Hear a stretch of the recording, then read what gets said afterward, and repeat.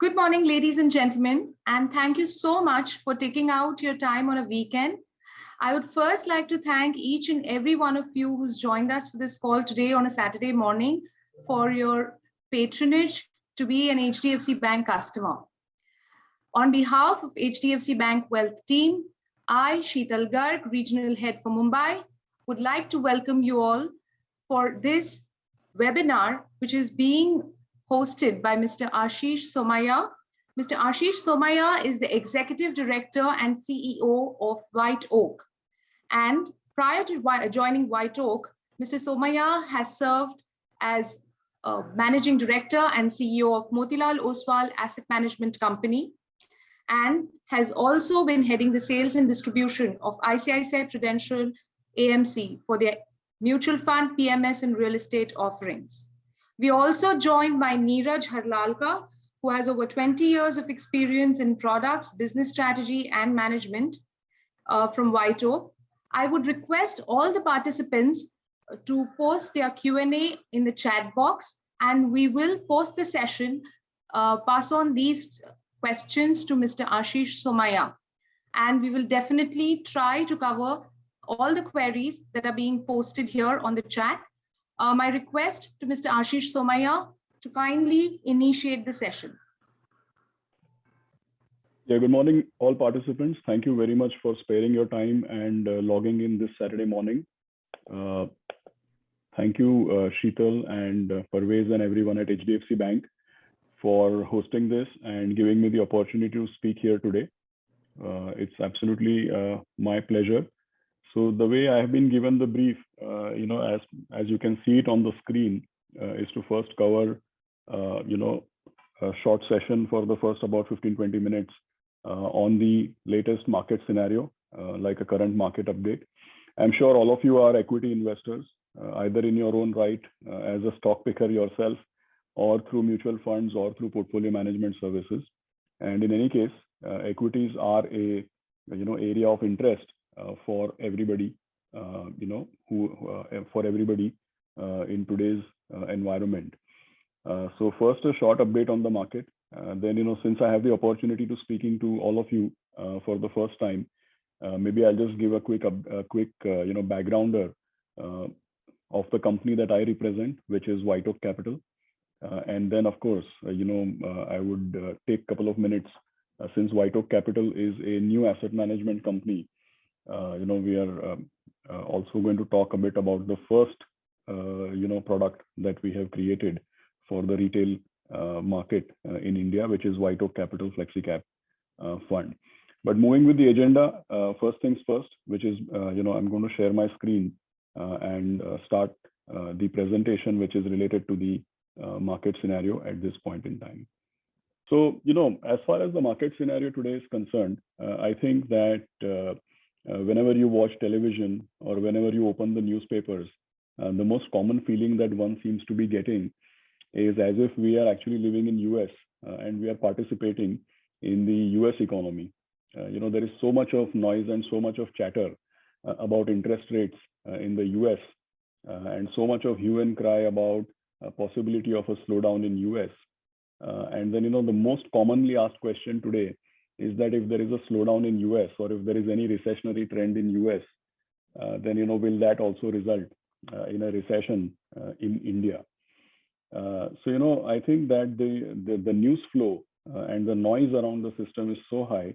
And in my belief, the job of the news flow and the job of the noise is actually to distract us from the long-term trends. The short-term trends always distract you from the long-term trends. I think that is the biggest challenge when it comes to being a long-term investor in the stock markets. Since a lot of the noise nowadays is about the global equity markets, about what is happening in US, and also, foreign portfolio investors have been selling in India. So while India's domestic conditions have been doing well, and India's domestic investors such as yourselves have been actively participating in the stock market, on the other hand, foreigners have been selling. So a lot of what is happening right now seems to be related to global markets, not to mention, of course, the war in Europe. So a lot of things happening right now are related to global markets and India's position in the global markets. and foreign selling, etc., is causing concerns on this. So deliberately, this presentation is made quite differently. Normally speaking, you will find that presentations start by telling you how great India's corporates are doing, how the earnings are growing, etc., etc. We will cover that also. But in this presentation, largely speaking, we are going to take an outside-in view of India as a market, purely because right now the concerns are global in nature, and the concerns are related to foreign selling. So I thought it might be better to prepare this presentation in a way that we take an outside-in view and see how the foreigners are seeing India, see how they are going to see India in the in the times to come, and how India's salience as a stock market for global investors is not only rising but is set to continue to rise. So first things first, if you see India as its position in the global equity markets. Now, why am I saying India's position in global equity markets? There is just one clarification out here. Economies are probably individually, disjointed in some sense, or individual economies might operate in some sort of silos. Not exactly silos. I said some sort of silos. The reason being that, of course, our economy has cross linkages with multiple economies all over the world. Of course, to the extent that we are exporting, say, for example, we are exporting some engineering goods, we are exporting software services, we are exporting human beings, we export talent. That's how we get so many NRI remittances. We are also exporting, say, gems and jewelry. So there are many things we export to many other parts of the world. So yes, there are cross linkages with other parts of the world. But the fact is that largely speaking, we are driven by our 140 crore people, right? And the world over, when we get foreign direct investment or foreign portfolio investment and people are investing here, they are investing to take part in our domestic economy. So the point is that while economies operate in some different extent of silos, the fact is that the stock market globally is one global stock market. So the money which flows across countries, it's the same money. It's fungible. People can remove money from the US, put it into India. People can theoretically remove money from India, put it into Brazil. People can remove money from equity and put it into buying US government bonds, right? So the investment flow, while of course people who put money in India's equity are basically destined to put money in equities, but they can remove from a global equity or a global emerging market fund and put it into US bonds, correct? So while the stock markets are globally interconnected, the economies are not necessarily as interconnected as the stock market, because economies to varying extents can be domestic or they can be globalized. So considering that the stock market is uniform, I think the relative attractiveness of stock markets is extremely, extremely important. And as you'll appreciate, relative attractiveness also depends to an extent on the economic performance. Now, if you look at this data, it might probably be the first time you're seeing this data, but it will be quite interesting for you to know that the India as a market, which has been highlighted below in this red colored line, India in the last 5 years and the last 15 years is probably the best performing market next only to US. So if you take last 5 years in dollar terms, India has delivered 5.8% compounded return. Now, I would just like to clarify, 5.8% compounded return to an Indian investor might look small, but these numbers, as is highlighted here, these numbers are reported in US dollars. So assuming that the rupee depreciates 4-5% in a given year, say about 4% on an average, assuming rupee depreciates 4%, this return is between 9 to 10%, more closer to 10% actually. And in dollar terms, 10% compounded is a very, very, in rupee terms, 10% is a reasonable return. In dollar terms, 5.8 to 6% is a very, very handsome return. As you all know, for the longest part, the US Treasury was giving 0 to 0.5% return. And even now, at the highest point, it went just over 3% or so. So 5.8% in dollar terms is what India has delivered over 5 years.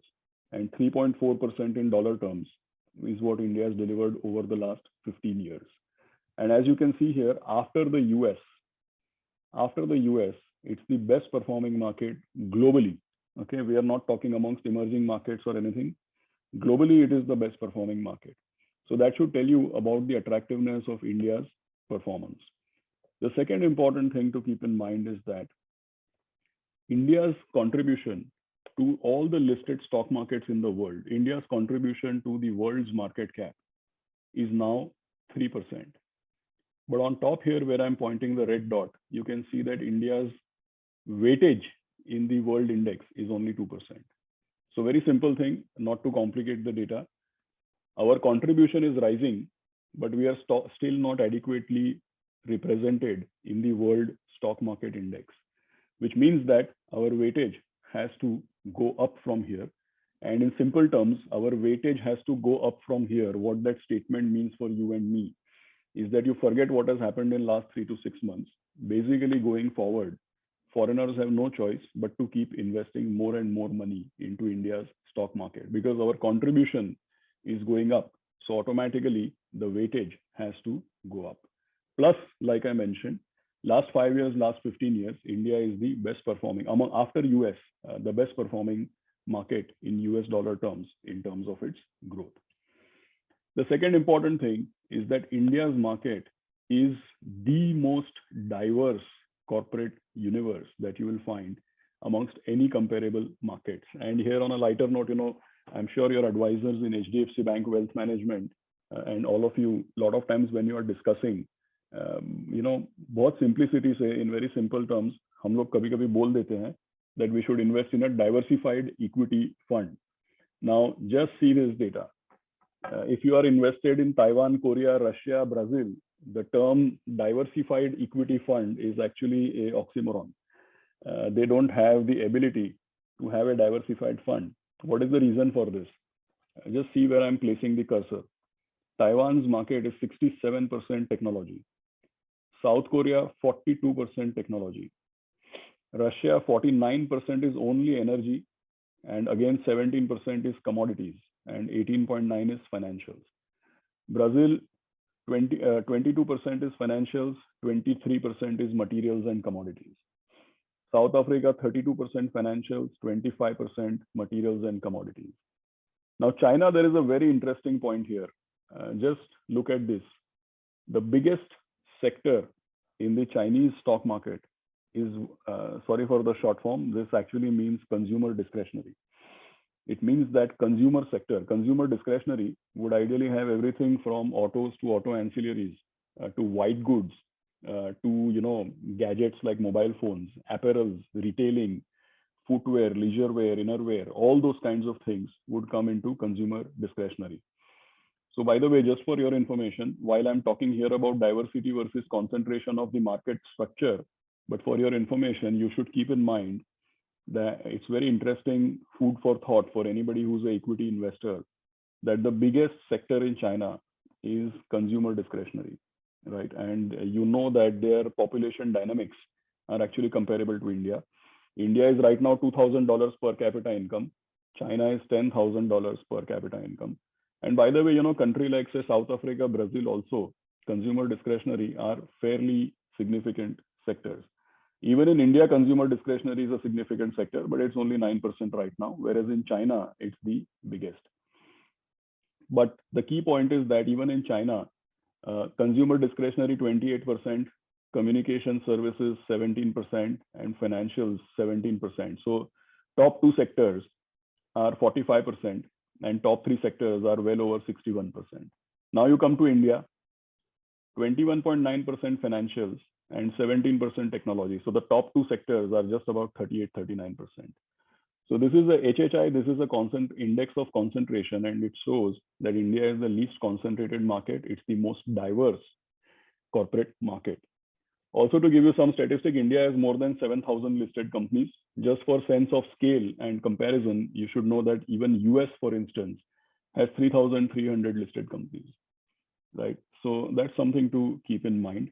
And now even more interesting, not only is it highest number of listed companies, not only is it the most diverse corporate market, what is interesting is that in the large cap index, in the mid cap index, in the small cap index, in every index, we have all the sectors. The only place we are finding zero here is to say that in the large cap index, there is no real estate company. I'm quite sure that's a temporary situation because, some or the other big developers, and I'm not naming names, but you can already see it in the market that there are big developers which by now would be in the large cap index. So the most diverse corporate market, and in every sector, it has all market caps of companies. For an equity investor, this is absolutely a great place to be in. The reason being that the diversity of the market and the variety in the market basically enables you to generate outperformance and enables you choices to generate return or to create wealth over a period of time. Continuing with what I mentioned earlier, India's weightage in even the emerging markets has been consistently rising. And you can clearly see here that in the last 2 years, China's weightage in the emerging market index is continuously declining and declining very, very rapidly. And by the way, a lot of global institutional investors who invest across the world, they use this MSCI emerging market index to guide their allocations in terms of which countries they should be actually investing in, right? So from that perspective, weightage of a country is extremely important. If your weightage is rising, it means that globally institutional investors are being guided to put more money into the market where the allocation is rising, and globally institutional investors are being guided to put less money into the market where the allocations are declining. Right hand side, you can see that in the last 12 months, 30 stocks from India have got added to this MSCI means Morgan Stanley Country Index. That's the global reference. So addition of stocks from India into MSCI, 28 stocks added from 2019 to 2021. So that's like a significantly large number. That also reflects what is happening here, which shows clearly that our weightage has gone from as low as 7-8% to nearly 13%. I said early on that the job of short-term trends is to distract you from long-term trends. So right now, because foreigners are selling, and that's what is appearing on your news screens, nobody is actually telling you this, that while currently, because of whatever global turbulence you are seeing, currently foreigners are selling, but clearly our weightage in the index is rising, which means that eventually institutions are being guided to invest more in India and to invest less in China. So these are few data points. Very interesting thing. Going forward, what I mentioned here that China's weightage is falling in world stock market indices and India's weightage is rising in world stock market indices. Just focus on this left-hand top chart. Basically, what it tells you is that this is basically proportion of population between 15 and 64, working age population, right? Now, just for a moment, let me clarify one thing to you, that in any country, how much the country, what is the productivity of the country, how much the country is saving, how much the country is going to invest. Everything depends on how many people are there between the age group of 15 to 64. The reason is very simple, that if you broadly break up the population of a country into 3 parts, so you say that there are kids, there are adults, and there are older people, correct? It's obvious that the people who are in the working age, they are the ones who are supporting the retired or the older people, and they are the ones who are supporting the kids who cannot fend for themselves. So in any country, if you break the population into these 3 parts, it's very obvious that the number of people you have in the working age will determine what kind of output the country produces. It will determine how much they can support the younger generation and the retired generation. And also it will determine how much we are able to not only produce, but also determine how much we are able to save, and hence how much are we able to invest. So what does this data tell you? The yellow line is India. You can clearly see that only the yellow line, which is India's line, is going to not decline for at least another 20 years. And even after 20 years, it doesn't really slope downwards, right? It's just a minor change. But for the next 20 years, you can see that India's yellow line is not going to decline. you can see that China's red line is declining irreversibly, right? It's just continuously going down. What is the reason for this? Last 40 years, they have had a one-child policy. So you can imagine that when I'm talking about supporting youngsters and supporting old people, if you have a one-child policy, it means that every child, the ratio is 1:4. Every child will have two sets of grandparents.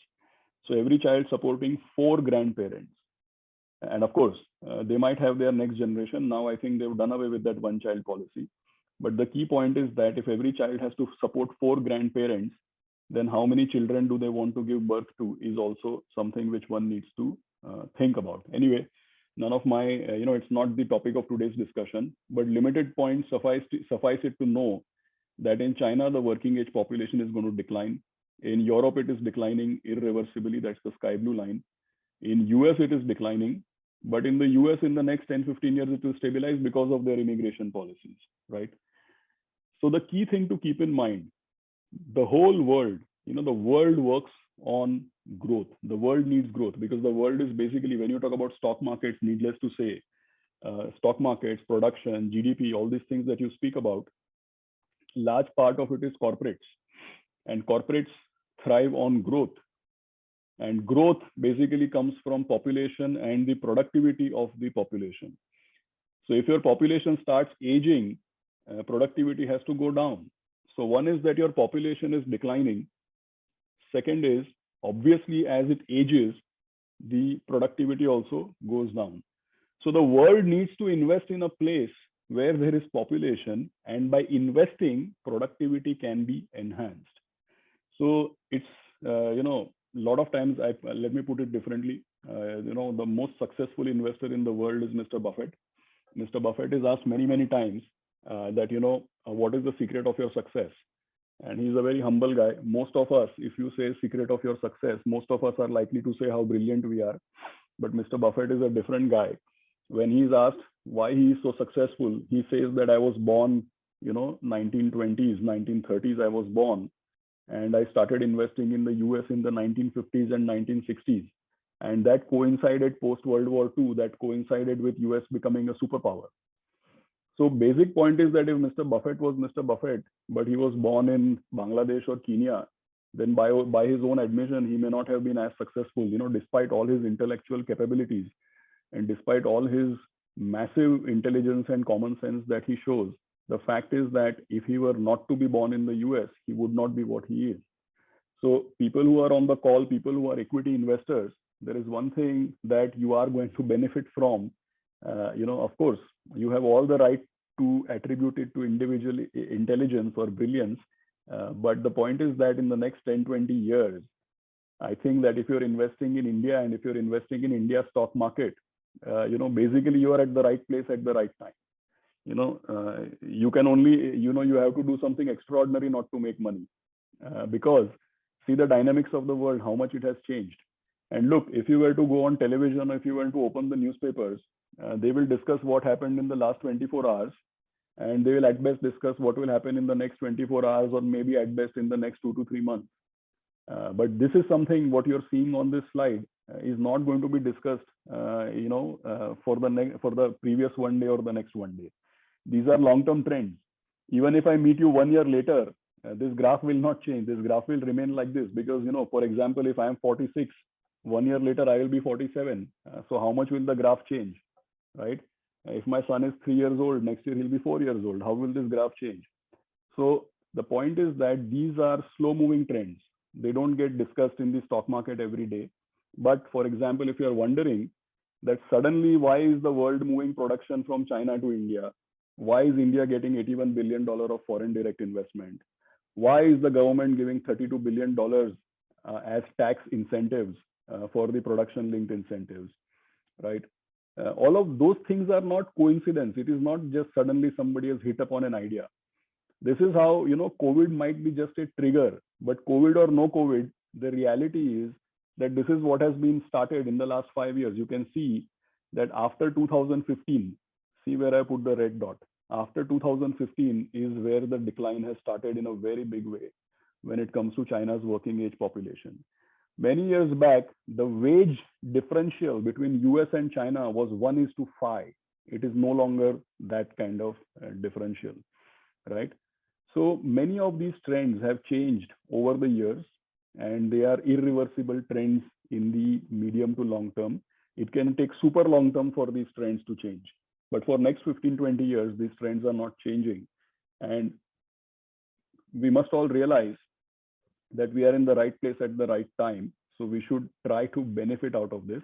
And like I said in the beginning, the job of short-term trends is to distract you from the long-term trends. Let me tell you another thing. For example, I did mention about how attractive India is the market for foreigners to invest.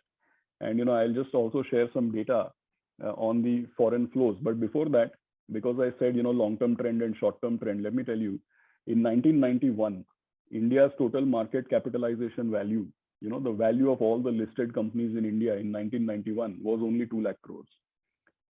At that time, foreign holding was zero because we were a closed economy. So when the holding was 2 lakh crores, when the market capitalization was 2 lakh crores, foreign holding was zero. Today, the market capitalization is more than 250 lakh crores and foreign holding is 20%. So 2 lakh crore market has become 250 lakh crore, more than 100 times, correct? Foreign holding has gone from zero to more than 50 lakh crores. So in a rising market, they have gone from 0% to more than 20%. So that's the long-term trend. What is the short-term trend? In last 6 months, they have been selling. Now let's move to, despite all these fundamental attractiveness, what is the reason why they have been actually selling? And, I need to move forward to some other slides on this particular topic.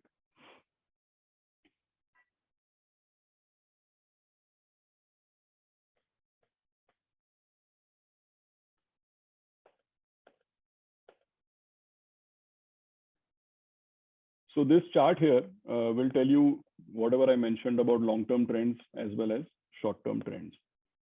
What does this chart actually say? It tells you, let me just simplify and read it out for you. It says FII flows, right? And somewhere here, sorry for the abbreviations, but where I put the red dot, somewhere here it says trailing 12 months. It means that on any given day, we are seeing last 12 months, what type of foreign flow has come into India. So just two things to highlight.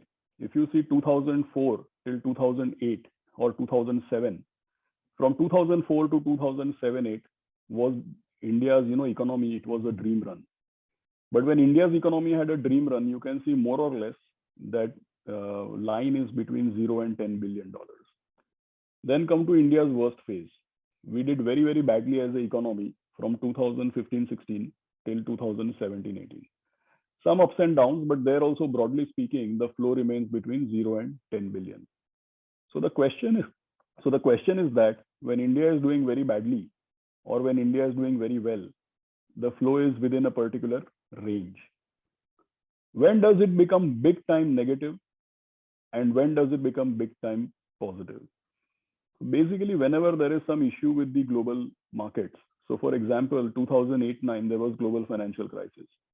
2012 is when the US started talking about raising interest rates for the first time. 2015-16 was Mr. Trump's election. China depreciated their currency. Commodity markets across the globe declined sharply.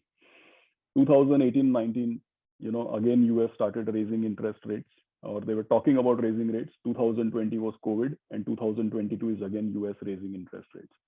So long story short is that all of this FII big outflow is never coinciding with anything to do with India's good time or bad time. None of the FII flow is actually coinciding with India's good time or bad time. The FII outflow always coincides with global situations. And whenever there is a global problem, there is a big outflow in our country. When the dust settles, it is followed by a very big inflow. So this is something we have to keep in mind. Like today also, for example, there is a war in Ukraine. US is raising interest rates. A lot of these are imported problems. If you see India's economy or if you see India's performance, day by day, month on month, India's performance is actually improving. But still there is outflow. And it's not for the first time. It has happened many a times. Just don't get scared about the line being big. It's simple. Here also there is a big line. But when foreign holding was 300 billion, they removed 15 billion. Here, foreign holding is 650 billion. They've removed 30 odd billion. So by percentages, it's the same. The line looks big because we got a lot of money and then there is outflow. But the limited point I'm trying to make is that basically you get outflow not for something to do with India. You get outflow whenever there is a problem in the outside world. When the dust settles, India remains to be as attractive as it was. When the dust settles, more than what has gone out will actually come back. So now it's up to us, how we want to benefit from this situation. Because when our economy, if you all know that, post COVID, our economy has been doing better and better. So when our economy is doing better and better, and foreigners are creating an opportunity by bringing the market lower by selling, then how do we benefit? And in fact, all the past instances will tell you that whenever you have invested while foreigners are selling, ultimately when the dust settles, more than what has gone out, it comes back. And people who invested amidst a bad situation, they actually stand to benefit in a very, very big way. The second important thing is I mentioned that foreigners have more than 600 billion in India. You can see that 70% of that money, this sky blue shaded portion of the pie chart, 70% of the money, what does it say? Non-dedicated funds. It means that this is money coming to India, but not only to India. This is money coming to India as global emerging markets, global equity, Asian small cap, BRICS fund, these kinds of things.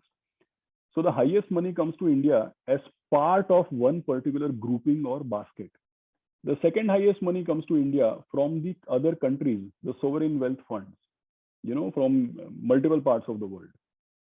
In fact, we also manage money for some of these sovereign wealth funds. So bulk of the money is non-dedicated. Second highest is sovereign wealth funds. Now let us say who is withdrawing money. This is a chart which shows that here there is a negative flow. Which color has been withdrawing money? It is sky blue. What it means?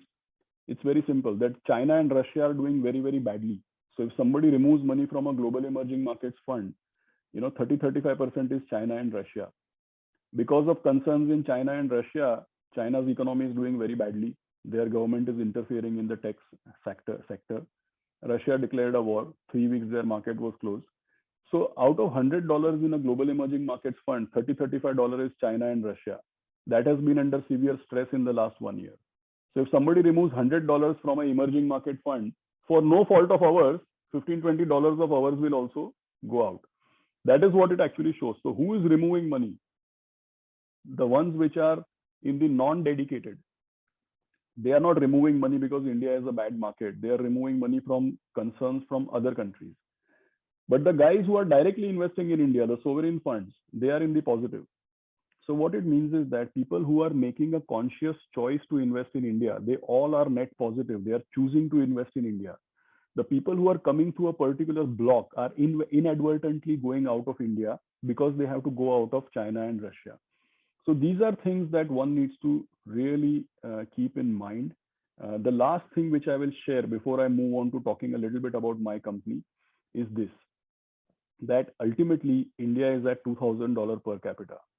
And, eventually in the next 3-4 years, we'll head to 3,000 and then maybe 5,000, 6,000, etc. This is how, because when we say we will be 5 trillion, that is a big macro number, but that 5 trillion basically translates into per capita income, right? That is what matters at a micro level. So thankfully, we are not the first country who is traversing this journey. And this is IMF data. And basically what it says is that when a country crosses $5,000 per capita, that is when mobility or automobiles and transportation actually becomes a big sector. See, you should see this slide like, we used to play video games when we were kids. If you play something like Prince of Persia, etc., what does it say? How does it work? It basically says that when you become a better and better player, as you cross more and more levels, more weapons and tools open up for you to be able to win the game, right? So per capita is exactly like that. The more and more the per capita rises, more and more number of sectors become material and more number of sectors become relevant from an investment perspective. I can give you ordinary example. 23 years back when I started my career, there was no consumer sector. It was called FMCG sector. Today it is not called FMCG, it is called consumer. And consumer is not just FMCG. It is footwear, it is apparels, it is innerwear, it is loungewear, it is personal beauty, it is personal hygiene, it is retailing, the whole, it's become a very, very huge sector. We have literally 5 people in our research team who are analyzing the consumer sector, right? So that is, what it says is that when you cross $6,500 per capita, that is when recreation, travel, and tourism becomes a big thing. So just remember one thing, you are in the right place at the right time. Next 10 to 20 years is when actually a lot of money is going to be made. And don't get distracted with short-term trends, remain invested. So this is just, short brief about the markets.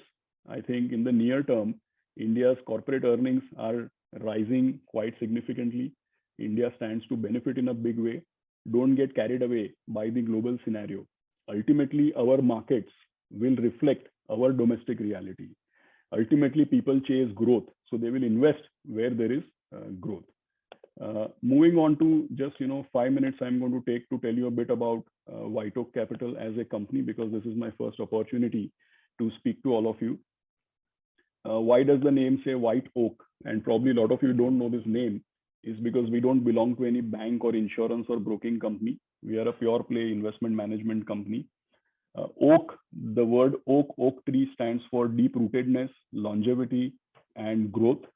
And white, of course, is the color of trust and transparency. So that is where WhiteOak actually comes from.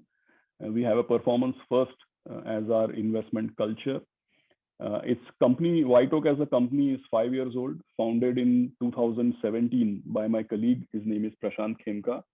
As we speak right now, this is 30th June data, but now in mid-July, for instance, we manage approximately 42,000 crores of assets.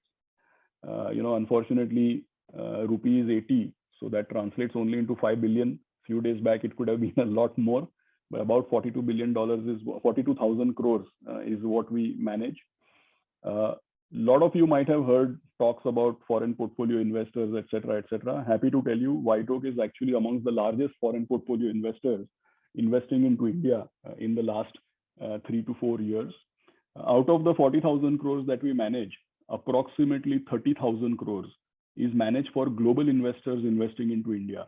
So we are a preferred India equity manager for large, sovereign wealth funds, pension funds, endowments, high net worth investors investing out of Europe, UK, Switzerland, Middle East, US, Canada, multiple parts of the world. We are a preferred India equity manager. Just like we are a mutual fund manager, PMS and AIF manager in India, we are also a licensed fund management company in Singapore and in Mauritius. We also have offices in UK and Switzerland. So it's a multinational company, but founded by an Indian. Also very unique. It's the first asset management company or the first mutual fund company, which is basically where the license is awarded to a professional fund manager. So Prashant is not from any industrial house or broking company or insurance or banking. He has been a professional fund manager all his life. And based on his credentials, track record, and the team that he has created at WhiteOak is how we have entered the asset management space. So it's a company founded by a professional fund manager and managed by professionals. That's the unique part. This is just a bit about Prashant. Like I said, 2017, he founded WhiteOak Capital. Before that, for 17 years, he worked at Goldman Sachs Asset Management. Very unique kind of background. First 6 years, he managed money in US equity. Then 2006, he came back. 2007 to 2017, he was lead portfolio manager and CIO for Goldman Sachs Asset Management India Equity. Along the way, 2013 to 2017, he was also CIO for Global Emerging Markets.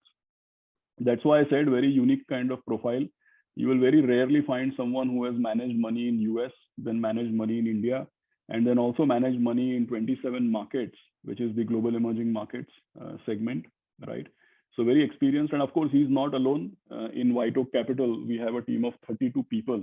That's actually, it's the largest equity investment team that you will find.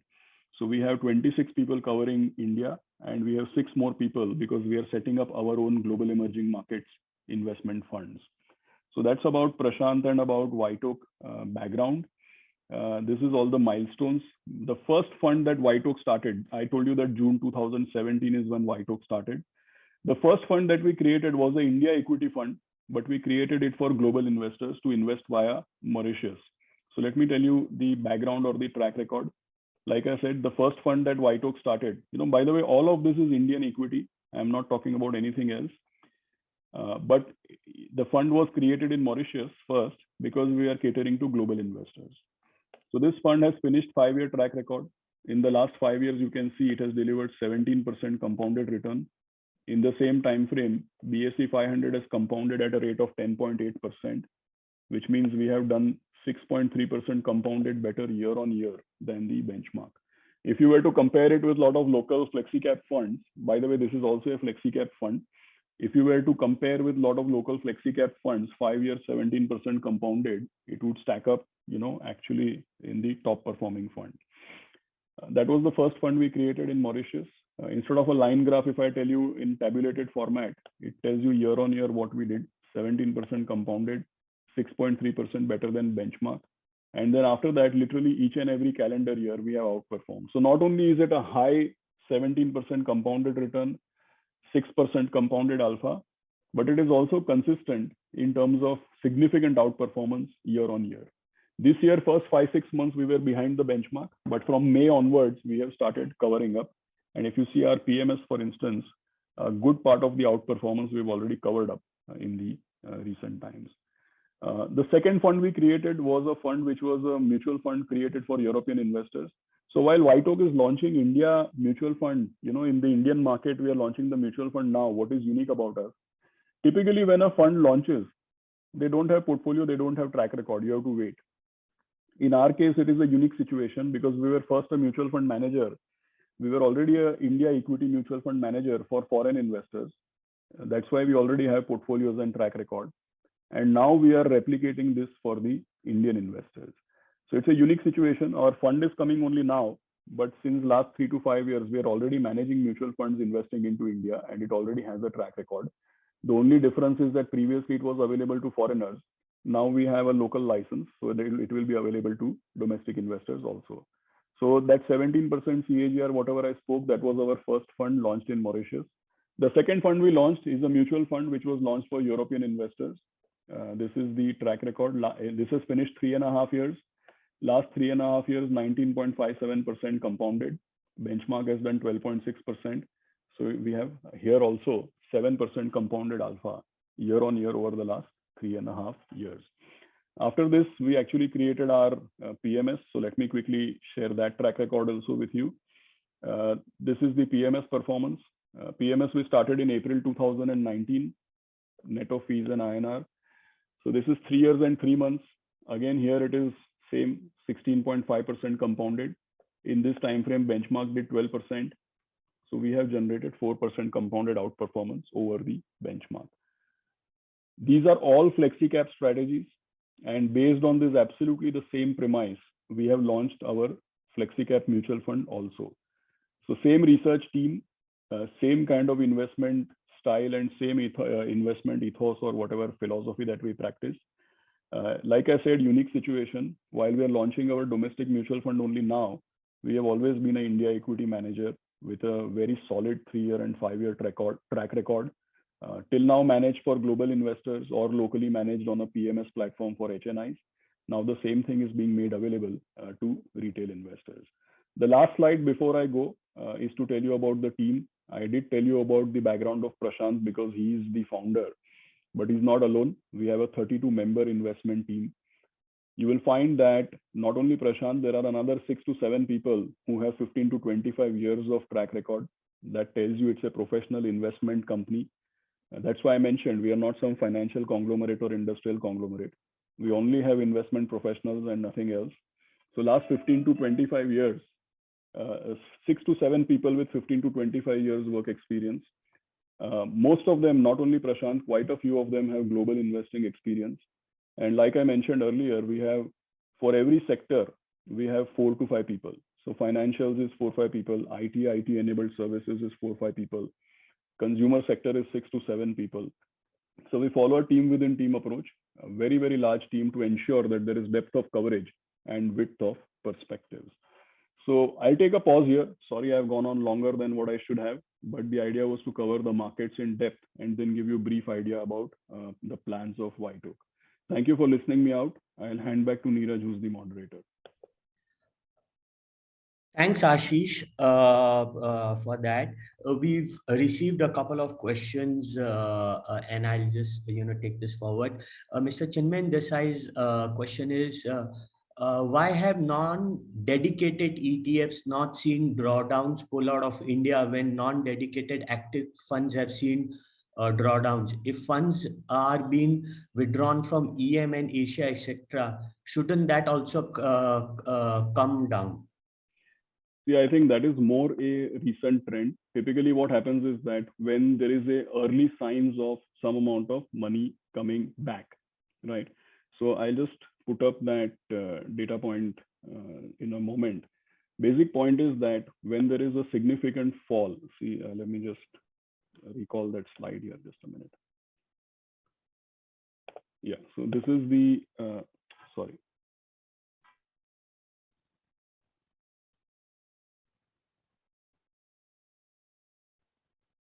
Yeah, so this is the slide that Mr. Chinmay is talking about, and very sharp observation. So basic point is, sorry, can you see the slide, Neeraj? Yes, Ashish, we can.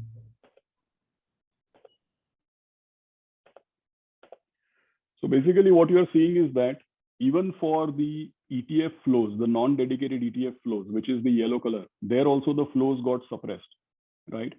But basically what is happening is that the first signs when when people are trying to time their entry, when people are just calling the absolute level of the market, the first flush or the first sign is to just put money into a dumb passive. See what happens if you take global emerging markets, or if you take global equity, for instance, there are wide deviations from the benchmark. For example, India's weightage in the global emerging markets benchmark, let's say, is 12 to 13%. But guys like us, when we will be creating our global emerging markets fund, or many people, including the Goldman Sachs of the world, although the benchmark is 12 to 13%, they will have 20, 25% investment in India. So what happens is that when it comes to global emerging markets, global equity, these kind of categories, the active funds take very, very large deviations from the benchmark, right? So as a result, when there is first an outflow or when there is a decline, if somebody wants to enter back, the easiest way for them, instead of seeing what to do overweight, what to do underweight, the first is to get exposure to the category. So that is why you will find that a lot of tactical flows first reflect in the passive segment. Hedge funds, for instance, they will use more of the passive segment. The guys who are doing tactical in and out, they will use more of the passive segment. But the guys who are typically the mutual funds, the guys who are typically putting money into insurance wrappers and ULIPs, all of those will be using more the active category. So the longer term trends start getting, changed with the active category. But if you want to take a call here and now, it will get more manifested or more actualized through the passive category. So the passive category seeing, compared to the recent, let's say compared to when did the money move out, fourth quarter of FY21. Sorry, fourth quarter of calendar 21 is when we started seeing big negative flows. And obviously the third quarter. So the tactical money started coming in while the, typical mutual fund kind of money was going out. And that's a good sign. You can even see that sovereign wealth funds are also net positive. So all of this augurs well. Eventually, even the active will come back into the positive zone. Thanks, Ashish. Coincidentally, the next question is in line with this previous question. It's reached India is suffering from outflows of funds due to other emerging markets. Do you think the foreign investors have started to decoupling India from other emerging markets and invest in India only? And if yes, when? And have the valuations already corrected for the foreign investors to think on these lines? So basically, he wants to ask: has India, India decoupled from the emerging markets, and is it great time for foreigners to start coming back into India at India dedicated funds?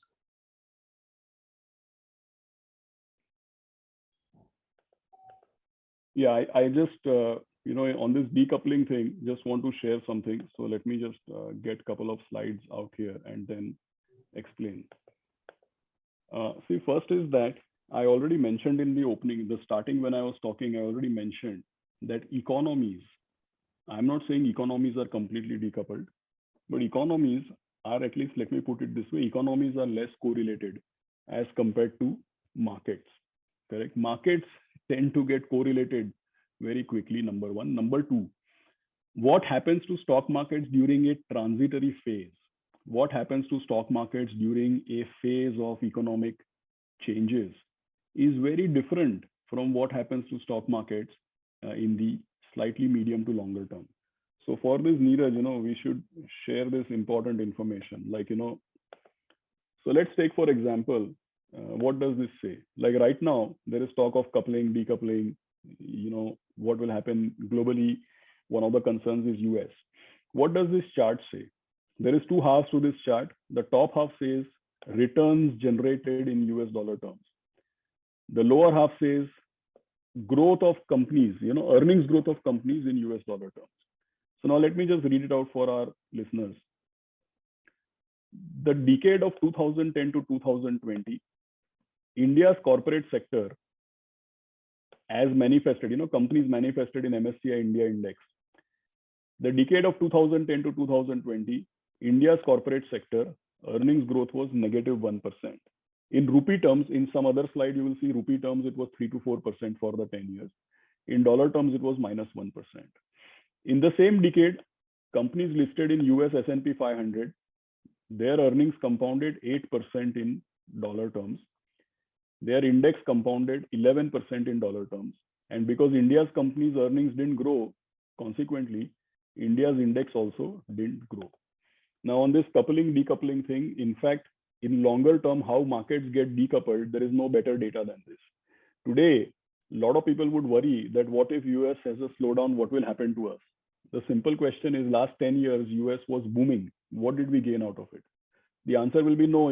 Our banks had NPAs, ILFS defaulted, there was demonetization, there was RERA, there was GST, we had corruption allegations, 2G, coal scam, blah, blah, blah, government change, so many things.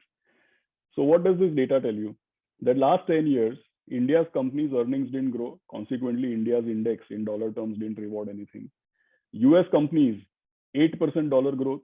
So the index also showed the growth. Now go to the previous decade. Previous decade, this one, okay. India's companies, 14% dollar earnings growth. Consequently, we had 12% dollar index growth. S&P 500, only 2% earnings growth. Consequently, practically no return in the market. And by the way, what we are living through today is not very different. 2000 वाला जो decade था, वहाँ पे tech bubble burst हुआ. There was a 9/11 terror attack. There was war fought in Afghanistan. There was war fought in Iraq. Then there was global financial crisis. Then there was declining interest rate, rising interest rate, housing bubble in US. Everything happened. And by the way, please recall that whenever these things happened, when there was a global financial crisis, when there was a terror attack, when there was a tech bubble burst, on all of those occasions, just like today, that time also, on all those occasions, in complete sympathy, in complete bhaichara, our market also declined with their market. But ultimately, in 10 years, our market did what our companies did, their market did what their companies did. Correct? So what we have to keep in mind is that today, there is very high inflation in US. And by the way, their reason for inflation is very different from ours. But there is very high inflation. To control inflation, they have to raise rates. By raising rates, their economy has to slow down. So when they're raising rates, money is going to dollar. Other currencies are relatively becoming weaker. Markets are yo-yoing up and down. But that is just a transition. Once this transition is over, ultimately, their interest rates, their currency, and their market will reflect their economic reality. Our currency, our interest rates, and our market will reflect our economic reality. That is why I kept on saying that all these transitions, raising rates, dollar appreciating, ultimately, if they slow down, dollar has to come back and depreciate, right? So the point is that these are transitory phases. What happens in a transition should not be extrapolated into the business as usual. Business as usual is that our market will reflect our corporate performance. And today our corporate performance is back to double-digit growth. So that is what we should go by. No, thanks, Ashish. Participants, in case you have any questions, please do ask in the Q&A box. Ashish, there's another very interesting question that has come in, and it's a little more geopolitical linked to the economy. Is, India supporting Russia on aspect of buying oil, defense, etc., right? And what is the risk that we see from there because of the sanctions that the West may have put on them? Will it disturb the long-term story of India? It's above my pay grade to comment, but let me just say one simple thing. If the US president can go to Saudi Arabia and shake hands with someone whom they made murder allegations, then I think that, we should keep in mind that the world works on corporate interests and on business and economic interests. It's very, very well documented. It is very, very well known that nobody makes friends and enemies based on personal preferences or based on their own emotions. In the long term, ultimately, it's the economics and the business interest is what matters, right?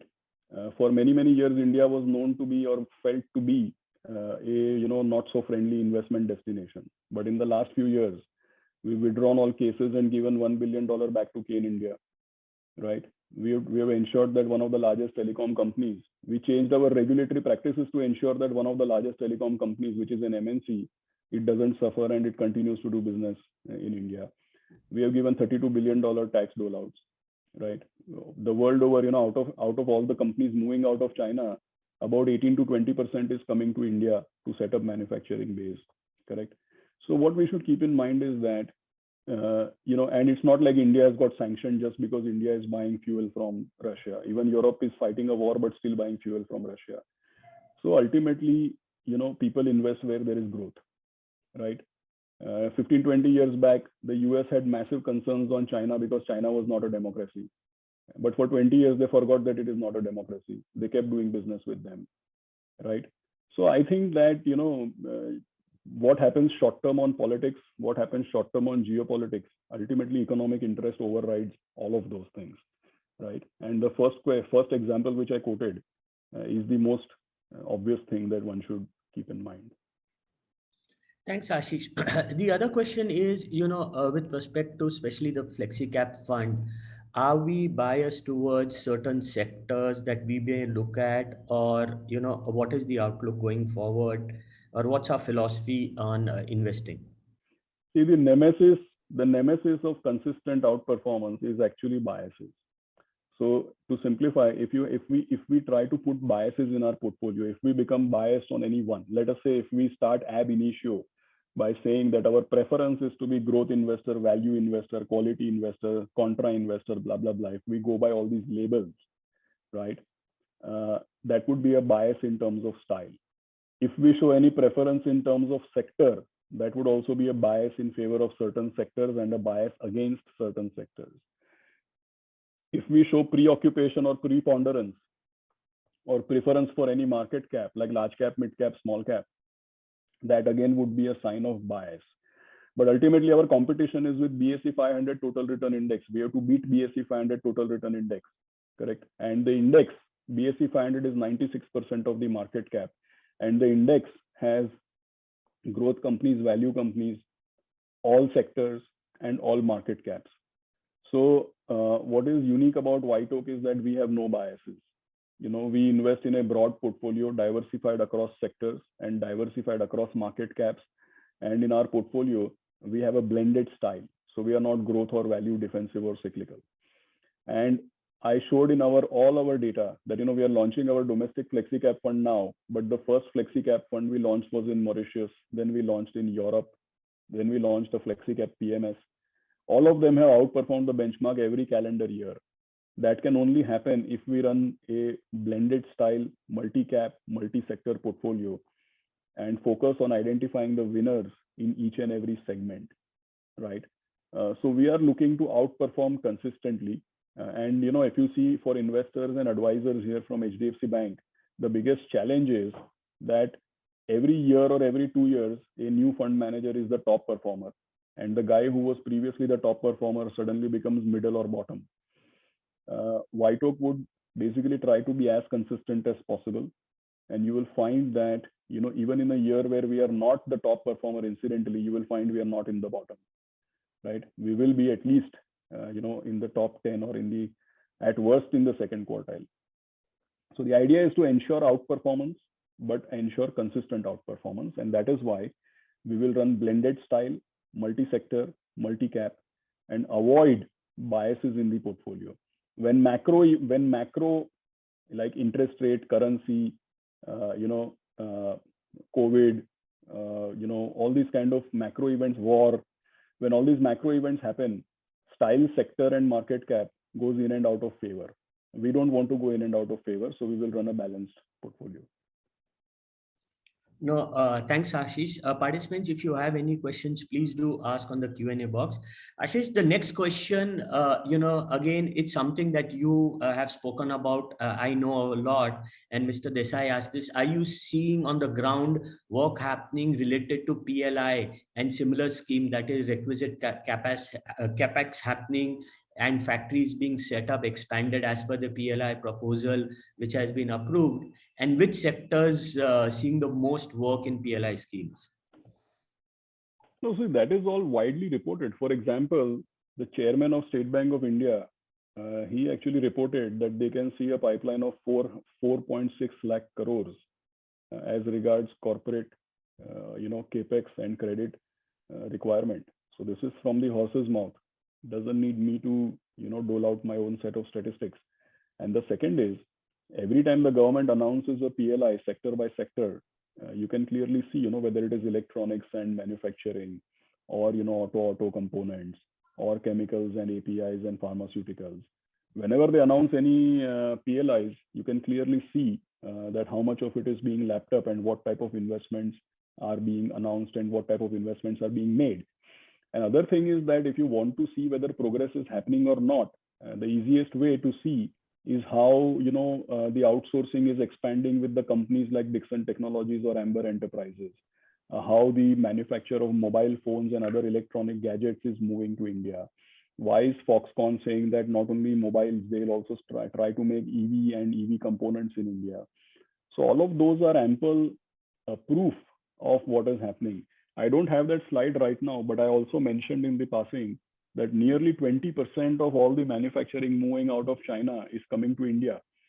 As we speak right now, Vietnam is getting more, but that is understandable because Vietnam is almost like extension of China. Chinese businessmen will have a free in and out as far as Vietnam is concerned. But so if it is Chinese owned production moving out of China, it will prefer to move to Vietnam.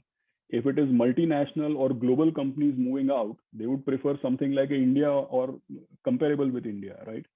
Because India is not as open for Chinese enterprises, but Vietnam will be open door for them. So those kind of nuances will be there, but it is well documented that nearly 20% of all manufacturing going out is coming to India. No, thanks, Ashish. I think we are at the top of the hour, and I don't see any more questions in the box. So, any last closing comments that you may have before we hand it over to Sheetal? No, thank you very much. I would like to thank everybody at HDFC Bank and all the esteemed clients for sparing their time and listening me out. I hope that it was useful. I would just make a humble request to keep WhiteOak on your radar, purely based on merit, track record, the credentials, and the team that we have built. Thank you very much for listening me out. Sorry, Ashish, I think, there was one question that came in just now. So I'll take the liberty to ask, if I may, how do you analyze the recent decision on the impose of import duty on steel refinery, and not in reference with the impact of those sectors, but more on a conceptual basis? And, how do we go about investing in them? In which sector, sorry? The recent decision on import on steel and refinery, energy. Impose export duty. Export duty. Yeah, so that is obviously because, currently there is, all these see, a lot of these things are efforts to curb fuel prices and to curb inflation. So it should be seen in that tactical light and not to be seen as any long-term indicator of what is happening. Sure. Thanks. Thank you. Over to you, Sheetal. Thank you so much, Ashish and Neeraj. It was definitely a very insightful conversation that we had. And thank you, all our investors and HDFC Bank patrons, once again for sparing this time on a weekend. And I hope your queries were satisfactorily addressed. However, we're just a phone call away, and we could set up a one-on-one meeting as per your requirement with the WhiteOak team. And thank you all for your time today. It was a pleasure. Thank you. Thank you. Mutual fund investments are subject to market risks. Read all scheme-related documents carefully.